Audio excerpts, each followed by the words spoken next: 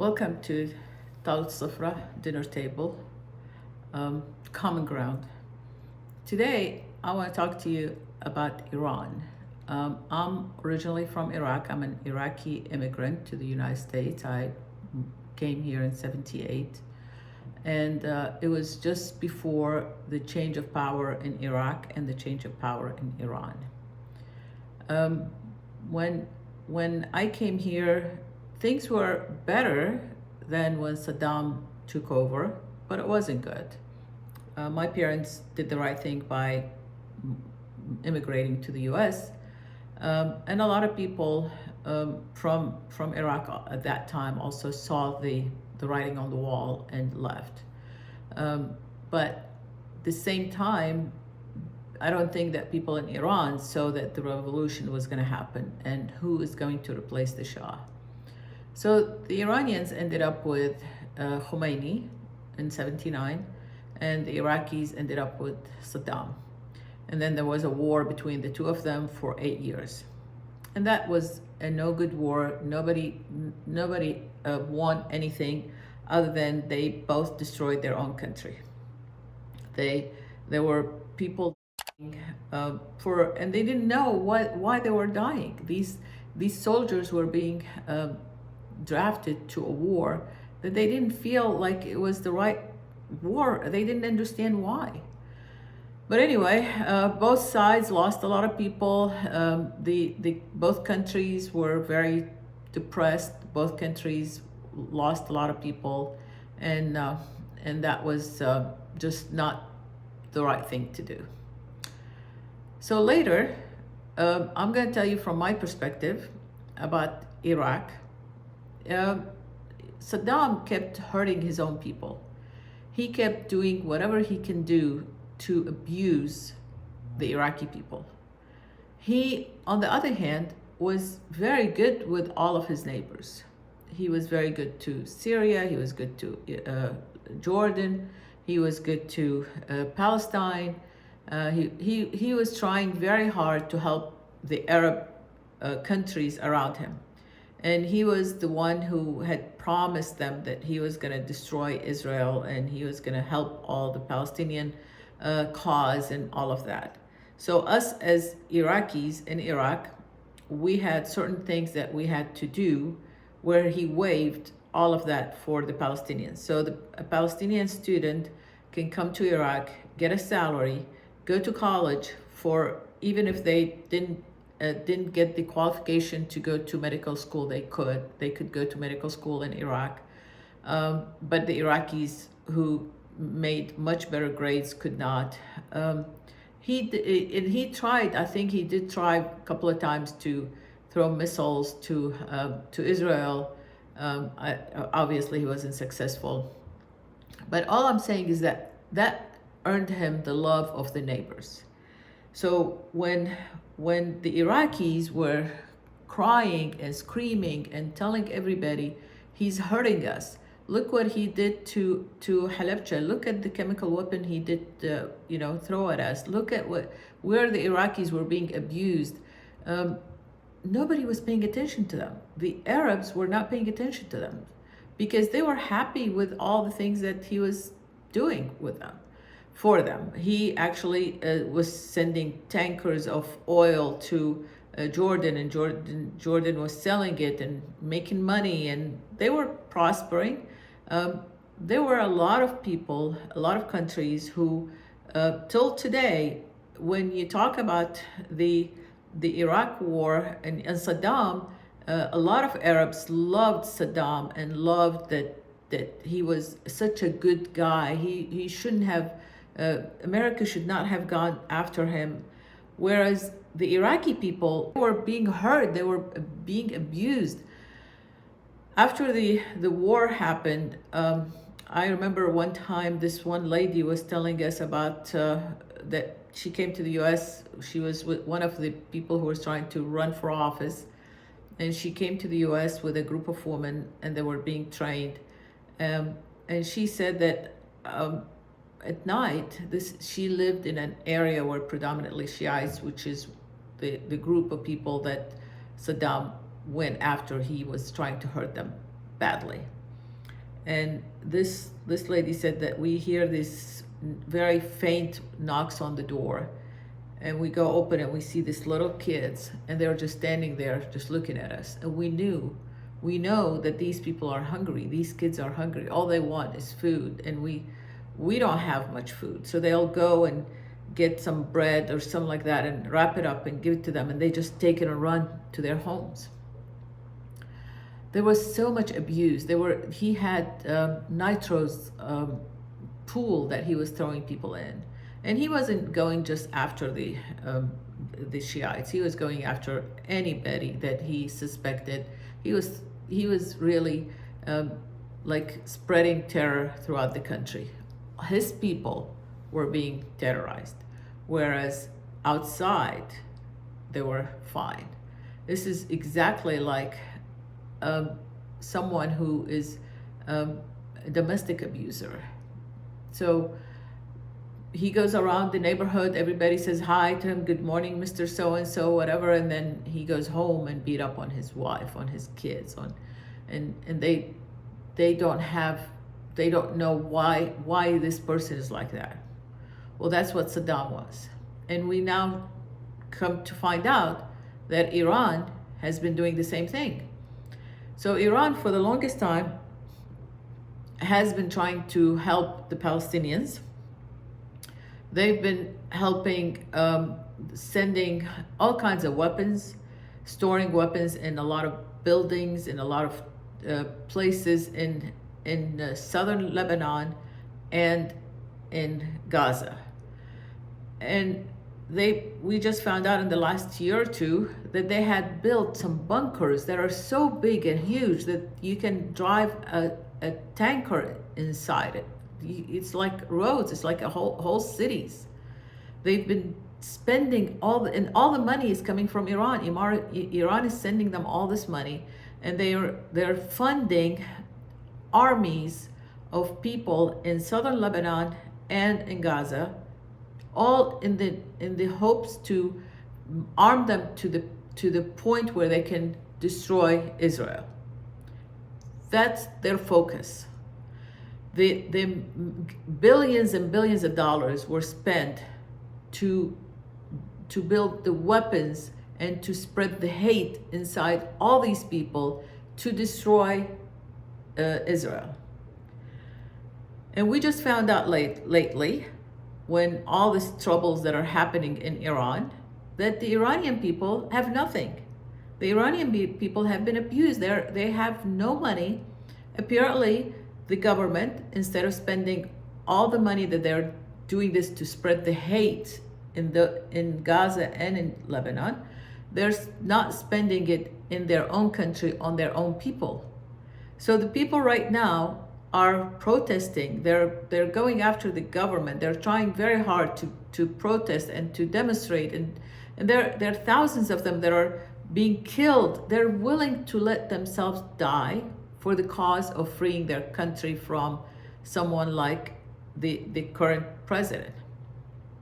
So this is exactly what happened with Saddam. It didn't work out for Saddam. But Iran, of course, thinks that it's going to work with me, just like a lot of things, countries and ideologies that people think, well, they didn't do it right, I'm going to do it now. I'm going to abuse them more. I'm going to abuse my family more, and I'm going to get away with it. So all these billions of dollars that they spend, let's assume that they wanted to spend it on Gaza. Let's assume that they still in the mentality of not spending it on their own people in Lebanon. Let's say that they decided to send it over there because those are people that are needy. Let's help them. If they had built what the United States is now talking about, the resorts, the high rises, the buildings, they make it into a Dubai. Why haven't they done that and made money out of the business that it generates? And then the success attracts people. So when people see the wonderful country that the Gazan had built and the great life that they're living, people are going to be wanting to go live there. They're going to want to go help them out if they need anything. They're going to want to.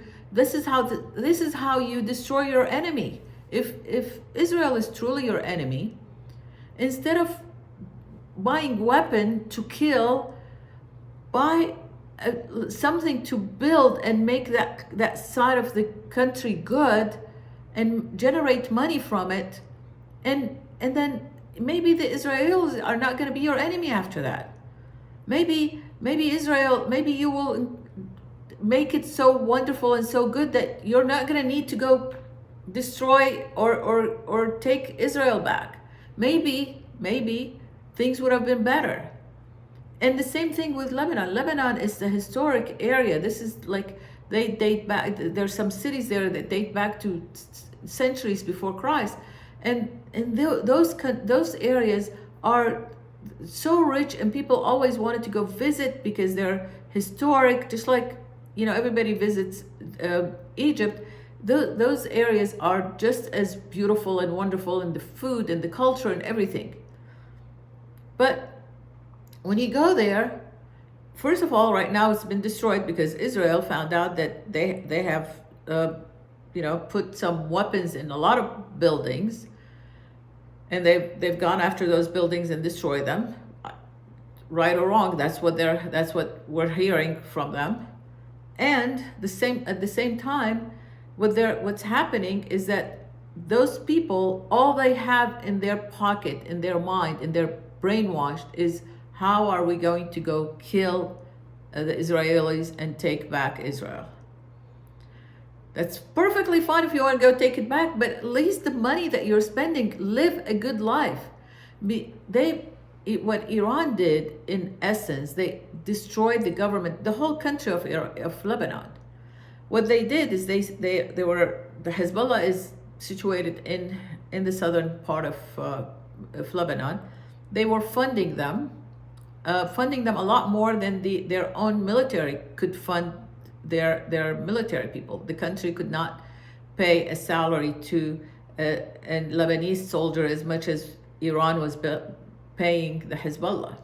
So let's say that Hezbollah gets $20,000 a month.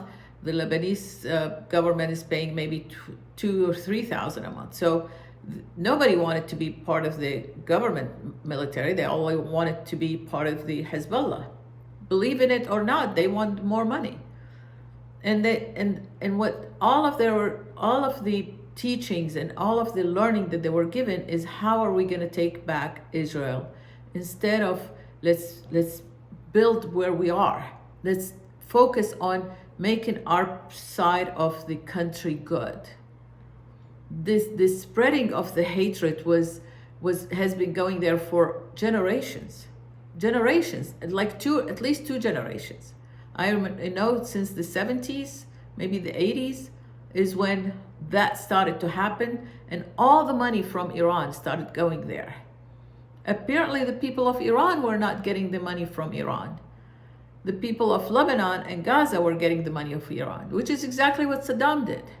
And in both countries, of course, Iraq was destroyed, as Saddam was destroyed, and now Iran, it looks like it's the same thing is happening. I still hear conflicting news from different people. Some people say that it's just the government is going to be stronger and they're going to kill all these protesters, and it's going to be go back to the way it was. And some people think, no, we're going to go back to the time when Iran lived a better life. Now, when Iran has a new government, that doesn't mean that it's not going to be a religious government. The people of Iran can vote for whoever they want to, but at least they need to vote for someone who takes care of Iran. Who cares? Why take all that money and spend it on people that are not Iranian? If you want to vote for, the reason I mention that is because right now in the news, it's like either make it a secular or keep it as religious. That shouldn't be the case. What the case should be is, this government needs to leave, and a new government needs to be put in place, and that new government can be voted on People can vote for a religious leader. If that's what they want, that's what they want. But in the same time, at least this new leader will pay attention to its own country and its own people, rather than spending it all on hate. This guy, even though they claim they have religious hierarchy, when all they're doing is focus on hating Israel instead of building my family, building Iran. Iran is a gorgeous country. It's a huge and gorgeous and has some of the most wonderful people. Everything they do in perfection. The people of Iran are really, really wonderful people. And they should have the power to make their own decision on who their leader is. Not a leader who spends their money on hate and destruction. By the way, no religion at all will entice hate. But some people think that since this person has a religious hierarchy and he's teaching us to hate someone, then I should follow his lead. No, we should say no to hate no matter what religion we are. That's the thing that we should say. No to hate. But Iran right now is going through some troublesome time, and we just found out that they've been abused just like we were abused. The Iraqi people were abused. Not me personally, but the Iraqi people. And then after the war, things went bad. Every war is bad and every after war is bad. But these leaders that only think of themselves and their and their own power, they want to keep it. They want to do whatever it takes to just make their decisions to destroy their own self ultimately. And they don't pay attention to how am I going to take care of my family, my Iranian family, or in Saddam's case, my Iraqi family. And let's focus on hating somebody else. And in the process, I get to destroy myself. I always say that when Saddam was found and ultimately was killed, one person destroyed 20 million people inside Iraq, and so many more all the way to the United States. Millions of people in the United States, the lives that vanished because of him, that were killed because of him, because of his bad decisions and his hating, his abuse of his own people. That's what happened in Iraq, and that's what's happening in Iran. Let's wait and see what's gonna happen next. Are they gonna survive this? Who's gonna win? The government or the people? I just hope that all the people that are willing to kill them, to get themselves killed, to make a better life for their families and the country, get what they want, because they sacrificing themselves for the cause, and the cause in their mind is a better life. This is not the right way of living, and I just hope that something happens to where they actually ultimately win. Whether the government stays and they have a new election, or they overthrow the government, something like that has to happen. It's very sad and it's very bad, and I hope something very quickly happens so we don't have any more killings in there and anywhere else, any innocent life. Thank you very much.